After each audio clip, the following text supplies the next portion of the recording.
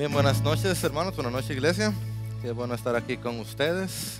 Sí, mi nombre es Jairo, padre de tres. Yo creo que lo tengo aquí de fondo. ¿Se ve la pantalla? Sí. Como yo salgo aquí. Ahí están, ven, ahí están mi esposa, Ezequiel, Isaac, María Esther y mis errores. No, me refiero a esa mata ahí detrás, esa ficus lirata, esa mata imposible de mantener. Si tú tienes una ficus y si te has muerto, bienvenido al club. Se me siguen muriendo y yo no hay forma, no hay forma. O sea, si tú tienes una ficus y está en perfecta salud, te regalo este libro, mira, preguntas y respuestas de interpretación bíblica, se queda aquí, uno de ustedes se lo lleva. Si tiene una ficus muy bonita, me enseñó una foto muy bonita de una ficus en tu casa y me das tips de cómo mantenerla, te puedes llevar ese libro, ¿ok? El que está debajo, ese no te lo doy porque ese no aparece ya, pero el de arriba sí te lo llevas, ¿está bien? Yo tengo el privilegio de hablar hoy sobre un tema que me apasiona significativamente. Si tú has visto una bio mía en algún lugar, ese mal lugar, horrible lugar llamado red social que nos hace más antisocial, cualquiera de esas redes tú vas a ver que me dice, yo hablo de Jesús desde cada página de la Biblia. Ese yo creo que es el llamado que Dios me ha dado. Entonces, hoy vamos a hablar de la segunda parte de eso, que es pues de la Biblia. Específicamente si la Biblia es de Dios o es de los hombres. Cámara, ¿tu nombre, perdón, hermano? Gracias, Marco, obviamente. Tú vas a tener una noche difícil conmigo porque yo no me voy a quedar en un solo lugar, pero tú lo has hecho antes, tú sabes ya. Entonces, Marco, perdóname, tú sabes. Si vamos a hablar de eso, entonces vamos a hablar de estas dos palabras. Vamos a estar hablando de cómo Dios nos regaló un libro. De qué manera Dios nos regaló un libro. Te voy a pedir dos cosas. Primero, pon tu celular en lunita, en Do Not Disturb. Yo te aseguro, te lo prometo. ¿Alguien de aquí tiene 3 hijos? 2. 1. ¿Tiene 4? No, tú sí. Tú tienes 2. Si tú tienes 2, lo puedes dejar uno. O si tu esposa está aquí, si tiene 2, puedes dejarlo sin lunita. Si tú no tienes hijos, pon tu celular en lunita. Va a aguantar 1 hora. Si tú estás viendo esto en YouTube, pon notificación. O sea, dale 1 hora al Señor de concentración. Y úsalo para tomar notas.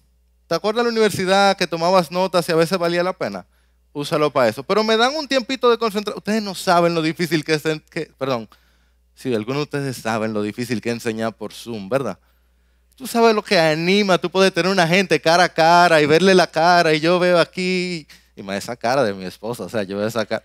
Entonces, pongan su celular en lunita, o por lo menos no hablen con WhatsApp. Como sea, ya Mark Zuckerberg sabe lo que tú estás haciendo. Entonces, cierren WhatsApp y podemos, sí se puede. Excelente. Vamos a hablar de cómo Dios nos regaló un libro. Entonces hay que hablar de 2 cosas. Primero, de inspiración y segundo, de canon. Esos son los 2 temas o las 2 principales divisiones que tenemos que hablar si queremos saber si la Biblia viene de Dios o viene de los hombres. Yo voy a durar un tiempito conversando con ustedes y luego, según tengo entendido, vamos a abrir preguntas, ¿cierto? A mí me encantan los Q&A. Algunos de ustedes vienen de YAD, donde yo fui líder por varios años. Veo la UNAM clásico de allá, de los viejos tiempos. Si tú quieres hacer cualquier pregunta, me encanta. Primero hacemos esta primera parte y lo que se quede fuera, siéntete libre de preguntar. Y si yo no sé, adivina que yo no tengo ningún problema con decirte yo no sé.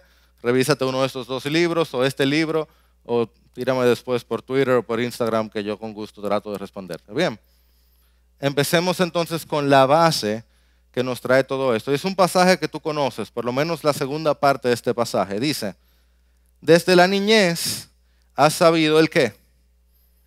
Las Sagradas Escrituras. Vas a saber que este término a lo largo de la Biblia se refiere a la Biblia, las cuales te pueden dar la sabiduría que lleva a la salvación mediante la fe en Cristo Jesús. ¿Cuál es el propósito de la Biblia? Dar sabiduría hacia salvación mediante la fe. Y luego te dice más cosas, pero dice, esa Biblia te da salvación. Súper, segunda parte del pasaje. Toda escritura es... ¿Alguien sabe cuál es esa palabra en el original? Ahí está el original. Sí, así, esta gente viene de iglesia, tú sabes, de iglesia reformada. Sí, ahora lo vemos. Es inspirada por Dios. inspirada por Dios. Ahora veremos cuál es esa palabra, una palabra muy importante, tanto así que Pablo se la inventó. ¿Ok? Es un neologismo paulino que se entendía de inmediato. Se entendía de inmediato. Es como que yo te diga roja silla. Si digo roja silla, ¿a qué yo me refiero? A una silla roja. Ok. Y útil para enseñar, para reprender, para corregir, para instruir en justicia, a fin de que el hombre de Dios sea perfecto, equipado para toda buena obra. ¿Qué propósito tiene la Biblia? Que el hombre de Dios sea perfecto, equipado para toda buena obra. ¿Y cómo ocurre eso? No, ahí está el problema, eso es lo que no pasa. Estudiando la Biblia, no, mediante la fe en Cristo Jesús que lleva la salvación. No podemos desconectar una cosa de la otra. ¿Vieron por qué le di el pasaje completo? Hey, Timoteo, gloria a Dios, tú conoces la fe que las escrituras te dan. Las escrituras te llevan a todo lo otro. Eso no tiene nada que ver con mi tema, pero es para que nunca se olvide el evangelio. Ok, hablo de Jesús desde cada página de la Biblia. Ahora, volvamos al tema. Inspirada por Dios. Theoneustos es esta palabra inventada por Pablo. La primera parte la reconocen, theos. ¿Quién me dice qué significa theos? Theos, Dios, ¿verdad? Y neustos. ¿Quién me dice una palabra en español que tenga algo que ver con neustos? Se va a llevar el libro. A ver. ¿Alguien dijo una de este lado, del lado derecho? Neumático. Ahora tienen dos personas que pelean con el libro. Uno tiene la ficus, el otro tiene el neumático. Neumático. Theoneustos, por eso algunos dijeron exhalada. Exhalada por Dios. Neumático de aire. El pneumas, el neumatos, el Espíritu de Dios. Neuma o neumatos se refiere a aire, viento, aliento. Y cuando tú pones un sujeto anteriormente, quiere decir el aliento que le sale a. El aliento que le sale a Dios. Toda escritura es exhalada de Dios. God breathed. Le sale de la boca de Dios. De ahí sale la Biblia. Entonces está claro, ya se acabó. Acabamos temprano el M aquí. La Biblia, Dios o de los hombres. De Dios. Se acabó. Dios un día dijo, Biblia, va, pan. ¿Cierto? Un poquito más complicado de ahí. Dicho sea de paso, no es muy diferente a lo que creen los musulmanes en cuanto al Corán. Básicamente eso es lo que los musulmanes creen en cuanto a su Corán.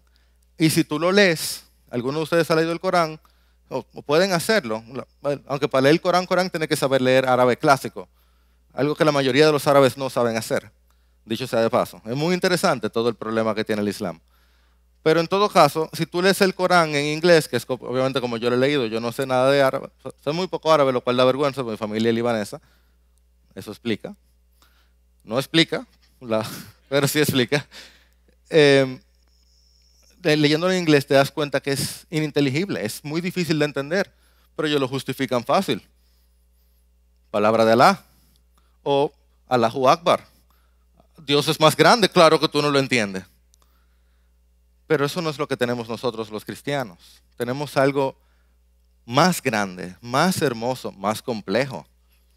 Pero si viene Dios hablando a los hombres, ¿tú pensabas que iba a ser así de simple? Un Dios que te cabe en la cabeza no es más que un producto de tu imaginación. Vamos entonces, así dice el Señor. Esto lo vemos no menos de 400 veces en el Antiguo Testamento. Y esta frase, hoy en día, es como decir, don fulano dijo, ¿ok? Si tú has visto una película de misterio o algo así, o donde usualmente es una dama que tiene como miedo porque tiene que hacer algo de espionaje y llega un momento de mentira, ella sabe que tiene que mentir y decir que su jefe le dijo a alguien. Y yo sé que ustedes nunca han tenido que decir una mentira, que por ejemplo de pequeños, mami dijo que yo me puedo comer otra Oreo. Yo sé que eso nunca le ha pasado. Tú nunca has dicho una mentira de que alguien superior a ti dijo que tú podías hacer algo que tú no podías, ¿cierto? Porque este es un grupo de santos perfectos cristalizados en el tiempo, previo a Adán, todos ustedes antes de la caída. Pues así dice el Señor, es similar a que hoy uno dice, no, que don fulano dijo. excepto que don fulano es el Dios del universo. Y que en Israel tú tenías la prohibición de que si tú decías así dice el Señor y no se cumplía, ¿qué te tocaba? Y no cualquier tipo de muerte, porque cuando tú haces así es como, bueno, se acaba rápido, es a pedradas. Imagínate morir a pedradas o estudiar en la UAS. No, mentira, perdón, perdóneme, perdóneme, fue un muy mal chiste, perdóneme. Víctor, perdóname, me pasé, estoy relajando, mi hermano estudió en la UAS, allá es con gas, no es con piedra. No, perdón, perdón. Estoy relajando. Genuinamente en Israel, cuando Israel estaba en su sano juicio, ahora fuera de bromas, sí te mataban a pedradas, era lo que te tocaba. Por eso dice Deuteronomio 18, si el profeta que habla con orgullo en mi nombre, una palabra que yo no le haya mandado, o que habla en el nombre de otros dioses, una de dos, dice así dice el Señor, y yo no dije, o dice así dice tal otro Dios, ¿qué le ocurre? Ese profeta morirá. Dicho sea de paso, en este Deuteronomio 18, ese es el pasaje donde sale, entonces, ¿quién eres tú? ¿Eres Moisés? No. ¿Y quién eres? El profeta. ¿Recuerdan eso? Que a Jesús le preguntan, ¿tú eres Moisés? No. ¿Quién eres? El profeta. Es refiriéndose a Deuteronomio 18, que vendría un profeta después de Moisés. ¿Qué tiene que? Bueno, yo hablo de Jesús de cada página de la Biblia, cada chance que me den yo te voy a mencionar a Jesús. Entonces, esta es la importancia de así dice el Señor. Que si tú decías así dice el Señor y no se cumplía, tu destino era game over, no more continue. Se acabó. Por lo menos cuando Israel estaba en su sano juicio. Si tú lees los otros profetas que siguen, tú te das cuenta que ellos desarrollaron cierta tolerancia al pecado y a cada rato venía un profeta y decía, así dice el Señor. Y, ok. Venía otro, no, que así dice el Señor. Está bien. Ellos se acostumbraron a eso. Pero los profetas que encontramos en la Escritura decían, así dice el Señor, y así sucedía. Pero nota esto. Mira lo que dice Marcos 7. Cristo ahora hablando, también les decía, astutamente ustedes violan el mandamiento de Dios para guardar su tradición. Oye ahora, porque Moisés dijo. ¿Qué sucedió ahí? ¿Alguien lo notó? ¿Lo notaron? ¿No notaron un cambio de palabras allá? No, porque ustedes están entrenaditos, pero ahí sucedió algo interesante. Cristo hablando dice, ustedes violan el mandamiento de Dios, y luego dice, porque Moisés dijo, igualando las palabras de Moisés con las palabras de Dios. La Biblia, ¿de Dios o de los hombres? ¿Vieron qué interesante? Y miren lo que nos encontramos en Hechos 1:16. Hermanos, tenía que cumplirse la escritura en que por boca de David, ¿qué dice? ¿Vieron qué interesante? Y yo sé, para algunos de ustedes esto es como 101. Lo bueno de dudar es que cuando tú dudas tus dudas, tú llegas a una mayor certeza. ¿Ok? Entonces es importante revisar estas cosas para como que fortalecer mejor que nosotros creemos. La Escritura sabe que hay una tensión aquí. Pero no, mira, Pedro claro lo dice, por boca de David el Espíritu Santo dijo, Cristo dice el mandamiento de Dios dicho por Moisés.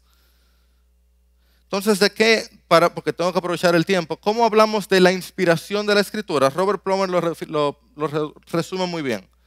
Si bien los autores de la Biblia escribieron como seres humanos libres y pensantes, Dios, de manera misteriosa, organizó el proceso para que cada palabra escrita fuera la que Él diseñó y libre de todo error. ¿Y cómo eso es posible? ¿Y cómo es posible que un hombre santo esté delante de, perdón, que un hombre pecador esté delante del Dios santo? Eso es más difícil que esta parte. Lo que no tenemos es un dictado, eso es seguro. Porque cuando tú lees a Pablo y tú lees a Pedro, tú notas diferencias. Es evidente.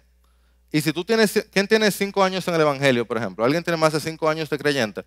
¿Tú has leído la Biblia, alguno de ustedes ha leído la Biblia completa ya? tú te das cuenta si tú estás leyendo el Antiguo Testamento o el Nuevo Testamento, aún si sea de que Romanos, o sea, uno tiene un sentir cuando es uno u otro, ¿verdad? Y tú puedes notar si estás leyendo a Pablo o estás leyendo a Pedro o estás leyendo, a menos que sea hebreo, ahí que está complicado. Pero en general, uno tiene una idea, ¿verdad? La personalidad del autor queda. Pero tú puedes darte cuenta si tú estás leyendo a Pablo o tú estás leyendo a Tim Keller, ¿verdad? El mejor libro de Tim Keller, la mejor frase no se compara con Sofonías o el libro más pequeño del Antiguo Testamento. Eso no es. Hay algo que la Escritura tiene, que son palabras de Dios, theoneustos, que está por encima del mejor de los libros de los hombres. Eso es la inspiración plenaria verbal. Cada palabra, libre de error, pero no quitó la personalidad del hombre. No fue un dictado, pero tampoco fue una iluminación cualquiera, como que fue, ay, yo estaba sentado debajo de la mata y ¡ta-ta! No, no, no. Dios de manera soberana y misteriosa orquestó todo, soberana y misteriosa. No tenemos claro cada detalle. A veces usó visiones y lo que hizo Juan al final de su vida fue esas visiones que él tuvo, las puso por escrito. A veces usó investigaciones y lo que hizo Lucas fue investigar todo y eso lo fue poniendo por escrito. A veces usó poesías y lo que hizo Jeremías fue en medio de su dolor escribir un libro en 5 capítulos por el orden del alfabeto hebreo. Y a veces usó profecías directas donde mientras escribía el profeta ni sabía lo que estaba escribiendo. Y dice Primera de Pedro 1, capítulo 10, que los profetas terminaban de escribir y luego daban para atrás a ver de quién era que estaban profetizando, de manera misteriosa y soberana. Y Romanos 15:4 dice que todo eso se escribió para nuestro beneficio. Nosotros no estamos claros del privilegio que tenemos de vivir en el 2021. Más importante, vivir después del año 34, 33 o 30, cuando sea que haya muerto Cristo. Definitivamente vivir después del año 100, cuando ya tenemos este libro completo y podemos entenderlo completamente. Pues hablamos del libro completo entonces, el canon de la Biblia. Dice el Dr. Grudem que el canon de la Escritura son todos los libros que pertenecen en la Biblia. Déjame parar un momento. Señor, gracias por tu Escritura y tu inspiración. Gracias, Señor. Tú nos podías dejar en tinieblas, tanteando, pero tú decidiste revelarte. Gracias, Señor. Bueno. Entonces tenemos el canon de la Escritura. Son los libros que pertenecen en la Biblia. Importante palabra, pertenecen en la Biblia. ¿Ok? Son los libros que pertenecen en la Biblia. Y Plomer agrega, el canon es la lista, porque es importante cerrada. Pregunta, ¿Dios habla hoy? Sin lugar a dudas, si no, ¿para qué estamos vivos? Dios habla hoy. Dios habla hoy como habló en los tiempos del Antiguo Testamento. Watch out, guys. Es un gancho. Digan que no. Dios habla hoy con fuerza, con poder. Para eso está su palabra. El canon es la lista cerrada de libros que los cristianos conocen como especialmente autoritarios e inspirados. Especialmente autoritarios e inspirados. Pregunta, ¿solamente la Biblia es el único libro con autoridad en mi vida? Puma, ¿qué tú crees? ¿Y la Constitución Dominicana no tiene autoridad en tu vida? Aquí la cambian 2 o 3 veces por gobierno, pero la Constitución tiene autoridad. La ley de tránsito tiene autoridad. ¿Tú sabes qué? Los que son miembros de IBI te firmaron un pacto de membresía. Eso tiene autoridad. Pero y hasta puede tener autoridad espiritual sobre tu vida. Pero especial autoridad o única autoridad, solo la Biblia. Y el pacto de membresía que tú firmes debe estar subeditado a lo que la Biblia dice. Si hay una contradicción, el que está mal, el pacto de membresía, no la Biblia.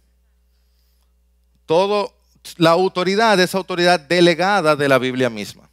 Eso es lo que reconocemos como el canon. Y canon viene de cané o canón, literalmente, si no sabía, ya lo saben, algunos ya que me están mirando, "Men, yo me sé eso del 1997, yo sé, men, yo sé, pero yo no. Pero canon viene de caña, literal, caña de azúcar, porque esta era la vara de medida más común, porque la caña medio oriental tenía una medida muy estándar. Entonces se utilizaba como la norma o medida estándar. ¿Cuánta caña tiene eso?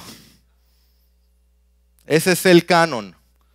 Y para la escritura se empezó a utilizar como con fuerza a partir del siglo IV. O sea, como la manera que lo usamos hoy, no, es que esa es parte del canon de la Biblia, a partir del siglo IV. Pero de manera esporádica se usa desde, qué sé yo, ni recuerdo, pero desde mucho antes de Cristo. De manera esporádica se usaba así, eso es parte del canon de la Biblia, o del canon del Antiguo Testamento, o del canon reconocido. Con la fuerza que lo usamos hoy a partir del siglo IV. Entonces, el canon no son los libros autorizados por la iglesia. Importante distinción. Son los libros reconocidos por la iglesia. ¿Cuál es la diferencia en esto? ¿Sobre quién recae la autoridad?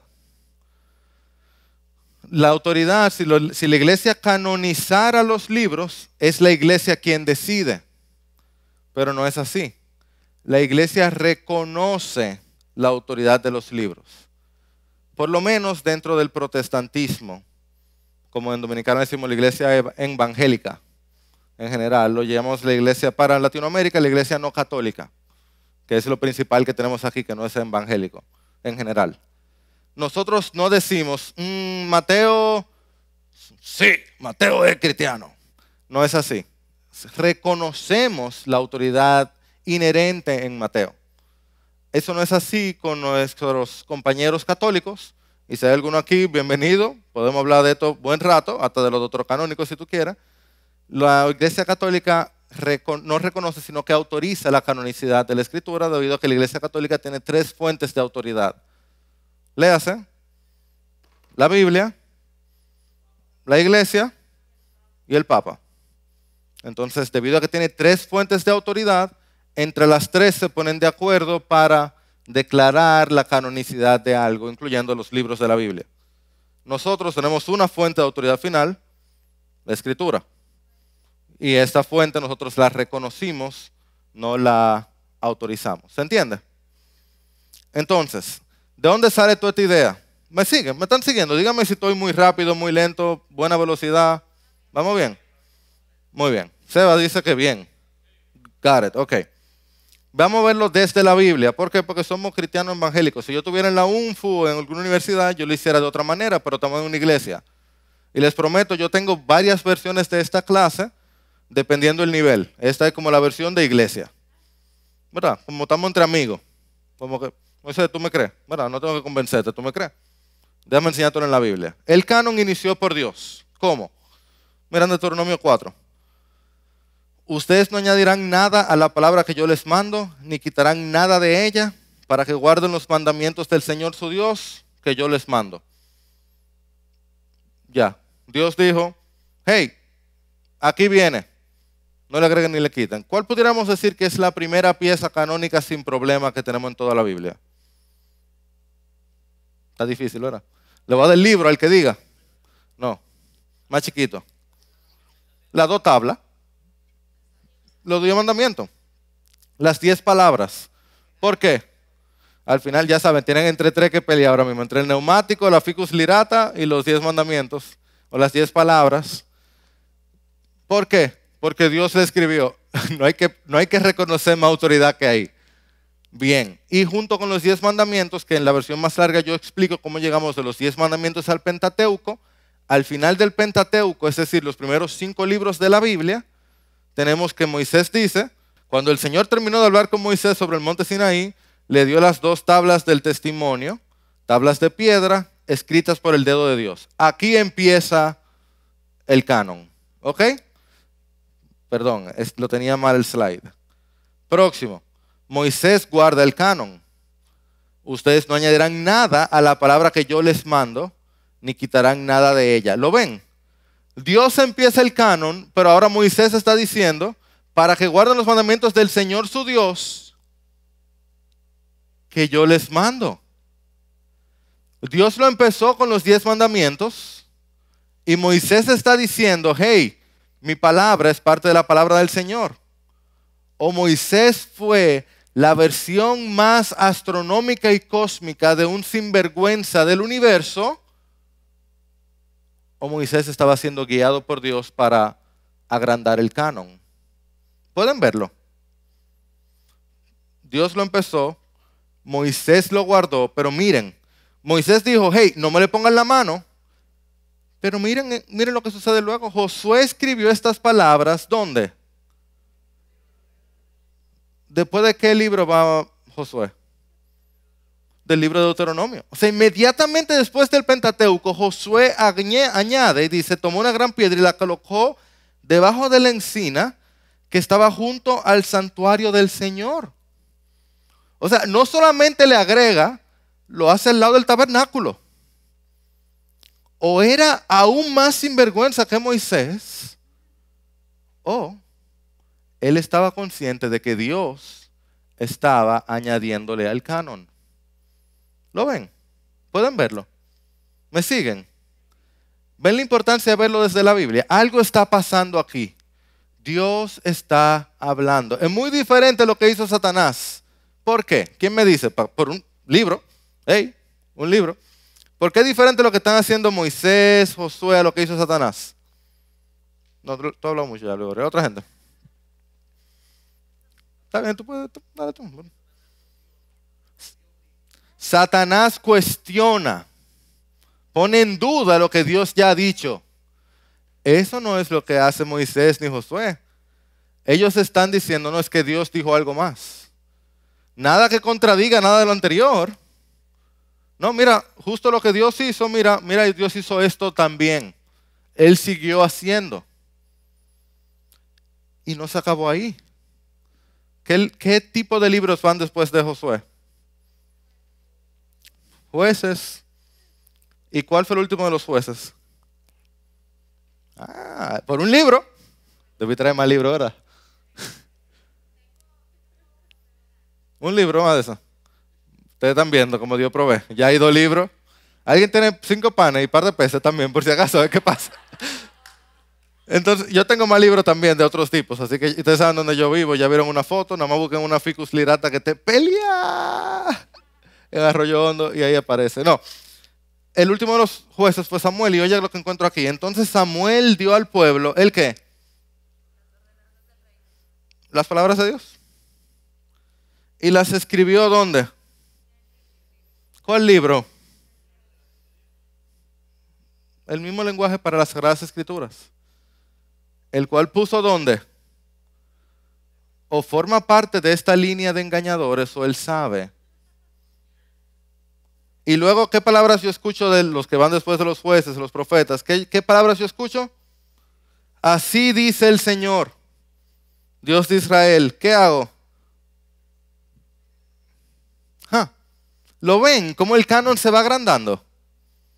¿Cómo se va esta escritura tomando forma desde esas 2 tablas hasta un libro más completo? Miren Isaías, ahora ve, escríbelo en una tablilla delante de ellos y grábalo en un rollo para que sirva en el día postrero como testigo para siempre. Porque este es un pueblo rebelde, hijos falsos, hijos que no quieren escuchar. Dios nunca diga eso de nosotros. La instrucción del Señor. Guarda lo que yo te estoy diciendo, escríbelo, porque esto que te estoy diciendo es ¿qué? Instrucción del Señor, palabra de Dios. Ve Isaías, escríbelo. ¿Vieron cómo el canon va creciendo? ¿Palabra de Dios o palabra de hombres? ¿Cómo cierra el canon? Bueno, mira lo que dice Josefo, es el principal historiador que tenemos del siglo I. Él afirmó que el canon del Antiguo Testamento estaba cerrado desde el tiempo de Artajerjes, en el siglo IV antes de Cristo. Oye cómo dice. Desde Artajerjes hasta nuestro tiempo, la historia completa ha sido escrita, pero no ha sido estimada digna de igual crédito que los archivos anteriores por no ser parte de la sucesión de los profetas. ¿Qué está diciendo aquí Josefo? Que no era creyente, era un judío. No, sí, la gente sigue escribiendo, pero no tiene el valor que tienen los libros anteriores. ¿Qué libro anteriores? Bueno, acaba con Malaquías, el último de los autores del Antiguo Testamento. Debido a que Jesús y sus apóstoles aceptaron el Antiguo Testamento en su totalidad, nosotros los cristianos no tenemos gran problema con él. ¿Es la verdad? Yo tengo como que cero problemas con el Antiguo Testamento, porque en los tiempos de Jesús ya estaba cerrado.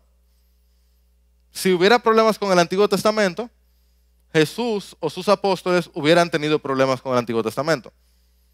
Porque no tuvieron problemas con el Antiguo Testamento, yo no tengo problemas con el Antiguo Testamento. Suena simple, pero yo lo veo como sencillo más que simple.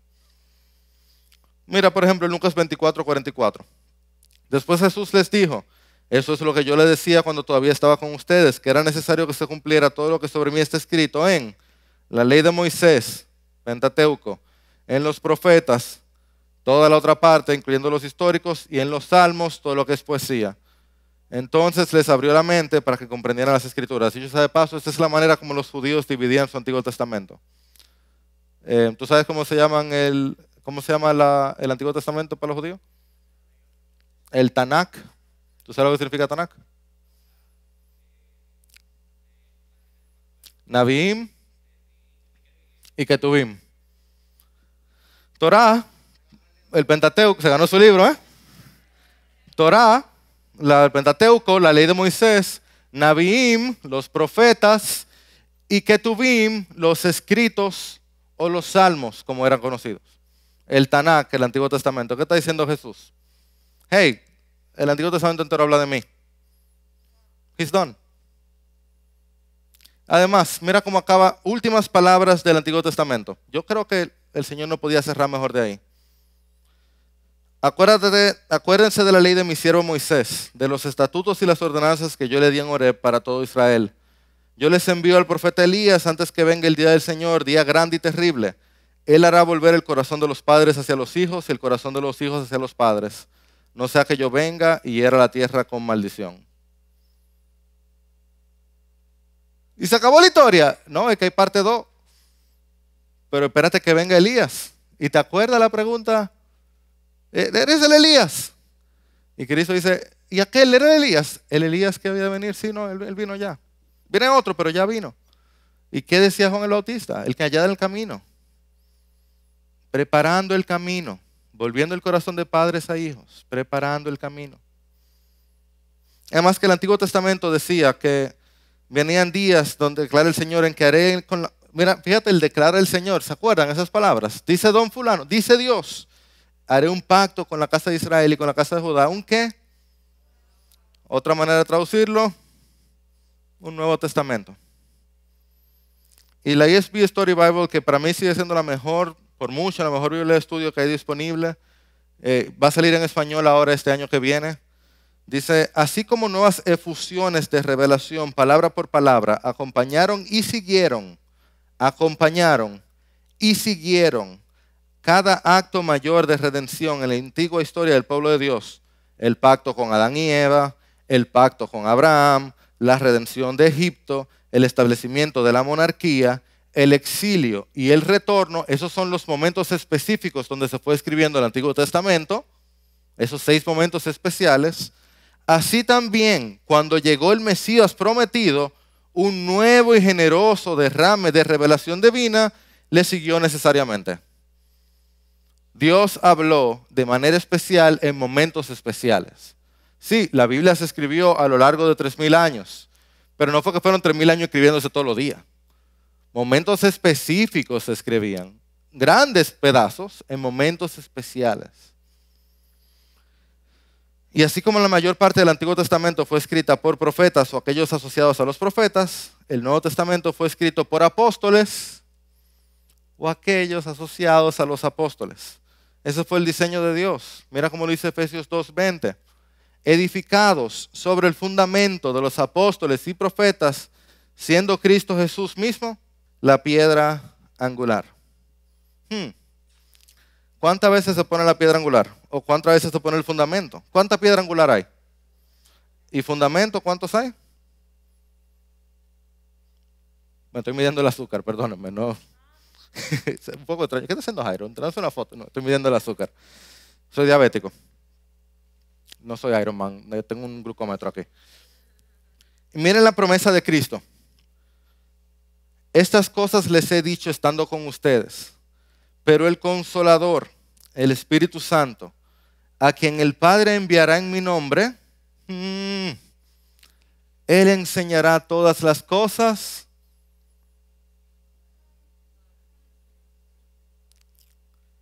Yo sé que yo le estoy diciendo muchas cosas, Jairo, pero Jesús también.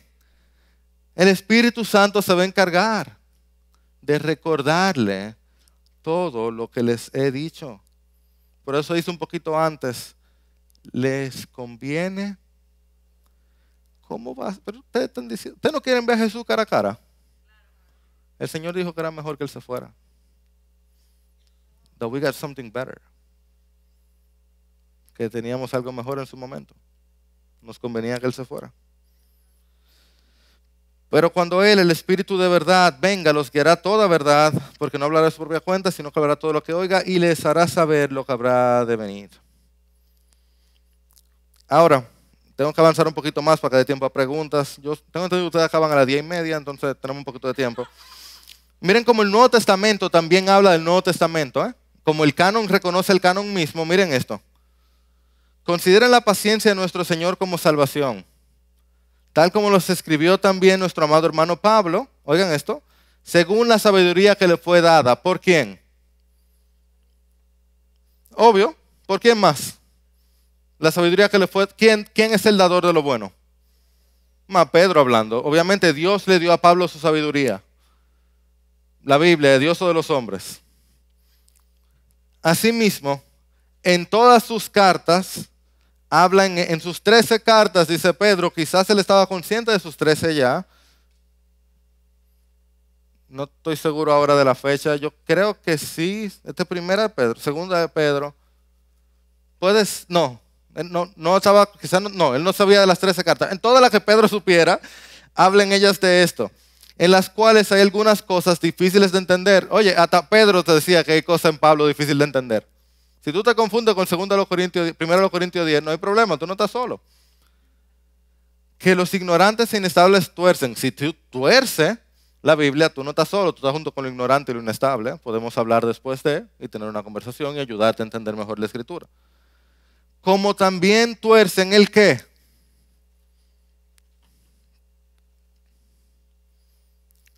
¿Cuál resto de las Escrituras? Moisés, Josué. ¡Ey! Se borró. Volvió. ¿Quién más? ¿A quién hemos visto? Isaías. Ahí dice Isaías, aunque ustedes no lo crean. Tienen que verlo con ojo de amor. Jeremías. Lucas. El resto de las Escrituras, dice Pedro. Sí, lo que tuercen Pablo, tuercen también el resto de las Escrituras. Y esto a mí me encanta esta cita, oye. La Escritura dice, no pondrás bozal al buey cuando trilla, citando proverbios, y el obrero es digno de su salario. ¿Quién me dice cuál es esa cita? Lucas 14. Pablo en Timoteo está citando Lucas como la Escritura. Wow. ¿Viste? O sea, Pablo está con... Lucas, discípulo de Pablo, ¿eh? Pablo está consciente de que lo que su discípulo está escribiendo es ¿qué? Palabra de Dios. O Pablo forma parte del Ocean's 11, de los sinvergüenzas más grandes del universo, lo cual es imposible pensarlo si tú has leído a Pablo más de un segundo. O Dios está ampliando el canon para tu bien y para mi bien y su gloria. Ahora, ¿cómo llegamos al canon? Bueno, habían 3 requisitos básicamente, es como el resumen, cómo la iglesia reconoció el canon. Debía ser apostólico, cada libro del canon tenía que ser escrito o por un apóstol o algún asociado de un apóstol en primer lugar. En segundo lugar, tenía que ser católico, es decir, debía ser reconocido por la Iglesia Universal de manera general. No solamente por un grupito, sino que toda la iglesia, católico significa universal. De manera original, católico significa universal. Es como Pampers era una marca y ahora significa algo diferente. Católico significa universal. Entonces, un libro debía ser apostólico, católico y ortodoxo. Es decir, la doctrina que contenga debe armonizar con todo lo que se ha revelado anteriormente. Ningún libro de la Biblia, particularmente el Nuevo Testamento, podía tener conflictos con algún otro libro del Nuevo Testamento. Tú lees la Biblia y tú te das cuenta que eso es verdad. Si hay algún conflicto, es totalmente resolvible. Se resuelve. ¿Verdad que sí? Ahí se quedan calladitos porque yo sé que a veces uno tiene como conflicto. Y uno lucha con conflicto. Y quizá ahorita me hagan pregunta de algún conflicto. Lutero luchó con un conflicto de la Escritura hasta el final de sus días. Literal. Hasta el último día de sus días, él mantuvo una carta especial de las Escrituras al final de la Biblia porque él tuvo problemas con ella. Eso es parte de la vida. Algunos luchan y algunos terminamos la vida con algunos problemitas. Eso pasa. Eso es parte de la vida. Entonces, ¿cómo se reconoció el canon del Nuevo Testamento? Ese es el resumen más resumido posible, según lo veo, hecho por Tom Holland, un muy, muy buen resumen. Los libros del Nuevo Testamento se escribieron entre el año 45, Santiago, o Gálatas, o ambos, y el año 100, Apocalipsis. Fueron coleccionados y leídos por las iglesias entre el año 100 y el año 200. Tú tienes ya en el año 101, 102 a Clemente citando Filipenses. De paso, Clemente se habla de él en Filipenses. Luego fueron examinados cuidadosamente y comparados con otros escritos entre el año 200 y el año 300. Y la iglesia estuvo en completo y absoluto acuerdo en cuál era el canon entre el año 300 y el año 400. Ese es el resumen del canon del Nuevo Testamento. ¿Quiere decir eso? ¿Que fue en el año 400 que la iglesia dijo, este es el Nuevo Testamento? No. Tú encuentras en el Nuevo Testamento, el Nuevo Testamento hablando del Nuevo Testamento. Eso no es, ya lo vimos. ¿Se dieron cuenta? No, lo perdí. Tú encuentras en el tiempo de Pablo vivo, Pablo hablando de otros libros del Nuevo Testamento. Tú encuentras los discípulos de los apóstoles citando constantemente los libros de los apóstoles. Y yo, porque por el tiempo, yo no traje todas las citas de discípulos de los apóstoles hablando de las cartas de los apóstoles, donde hablaban de ellos. Yo solamente a las cartas de los apóstoles leo y vivo, hablando de la Biblia como lo que es la Biblia. Pero recuerda que la iglesia estaba siendo perseguida, no era como que podían reunirse a conversar sobre estos temas. ¿O tú crees que la iglesia en Afganistán está peleando sobre si Donald Trump puede ser presidente o no? O sea, tú no tienes chance de pelear por cosas terciarias o secundarias cuando tú estás siendo perseguido y no te puedes reunir. Perdóname si detoné a alguno mencionando política, no era mi intención. Pero hay cosas de primer orden y la iglesia tenía que sobrevivir. En el año 100, año 200, todavía la iglesia no podía reunirse. Ahora, tenemos citas completas de autores como Orígenes, donde él te cita todos los libros del Nuevo Testamento, literal, antes del final del siglo 200, del año 200, perdón, donde te cita la misma lista que tenemos hoy. Y tenemos el canon muratorio del año 220 que tiene 22, 25, 22 de los 27 libros que tenemos en el Nuevo Testamento. La lista final que tenemos hoy por hoy, que todo el mundo estuvo de acuerdo, sí, fue en el año 367 con Atanasio. Fue el que dirigió un sínodo. Yo no sé si eso te hace sentir mal, pero en verdad, si quieren que le dé un poquito más de información, si le interesa, el problema, la razón por la que la lista no se hizo antes, el problema principal, segunda de Pedro, segunda, tercera de Juan, Apocalipsis, y que nadie sabía quién escribió Hebreo. Entonces lo que teníamos era que la iglesia, debido a, ¿cómo yo llego ahí? Sabiamente la iglesia estaba conversando sobre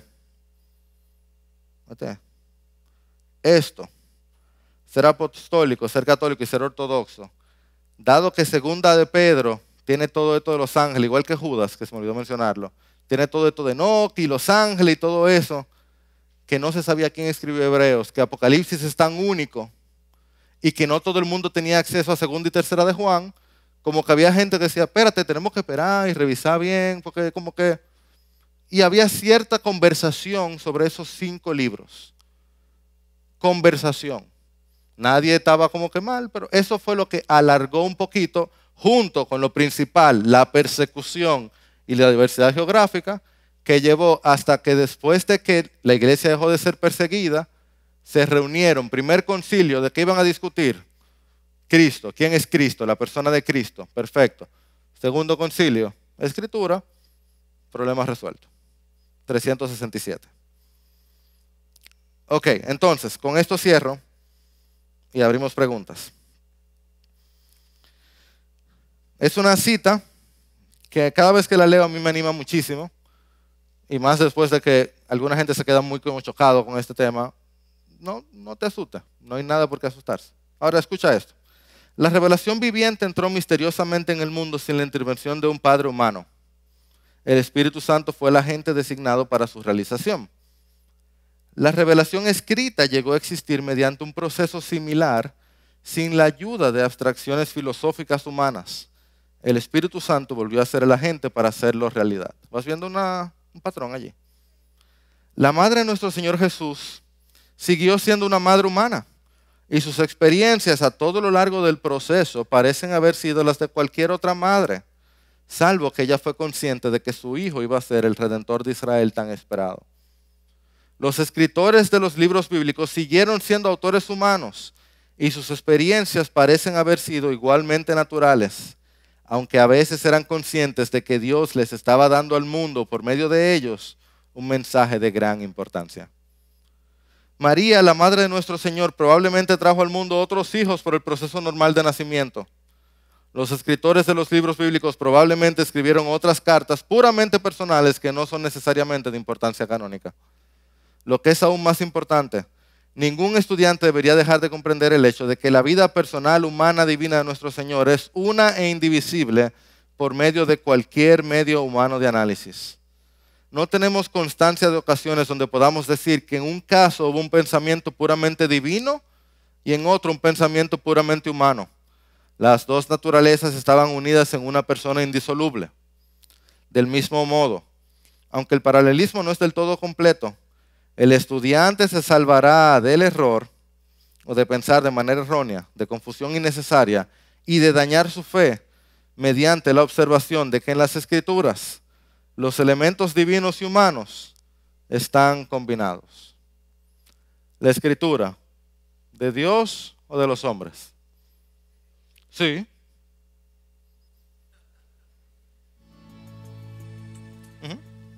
Es la palabra de Dios, dada a través de los hombres. Creemos que Dios nos dio la Biblia por fe, pero no es una fe irracional.